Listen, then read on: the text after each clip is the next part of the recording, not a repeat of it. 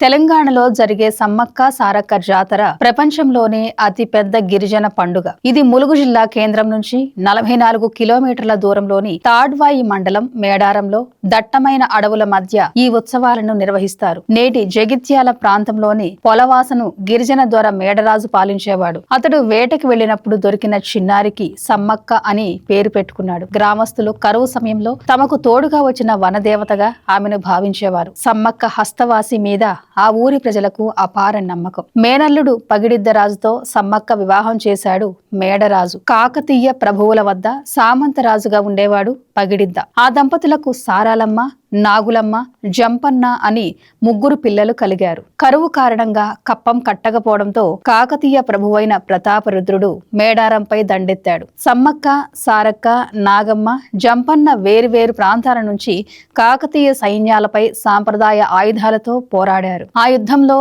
పగిడిద్దరాజు, సారాలమ్మ, నాగులమ్మ మరణించారు. పరాజయాన్ని తట్టుకోలేక జంపన్న సంపెంగ వాగులోకి దూకి ఆత్మహత్య చేసుకున్నాడు. అందుకే అది జంపన్న వాగయింది. సమ్మక్క కాకతీయ సైన్యంతో ప్రతాపరుద్రుడే ఆశ్చర్యపోయేలా వీరోచితంగా పోరాడింది. యుద్ధానంతరం చిలుకల గట్టు వైపు వెళుతూ అంతర్ధానమైంది. ఆమె జాడ కోసం వెతకగా ఒక పుట్ట దగ్గర పసుపు కుంకుమల భరిణ కనిపించింది. దానినే సమ్మక్కగా భావించారు. అప్పటి నుంచి మాఘ శుద్ధ పౌర్ణమి నాడు సమ్మక్క జాతరను నిర్వహించడం ఆనవాయితీగా వస్తుంది.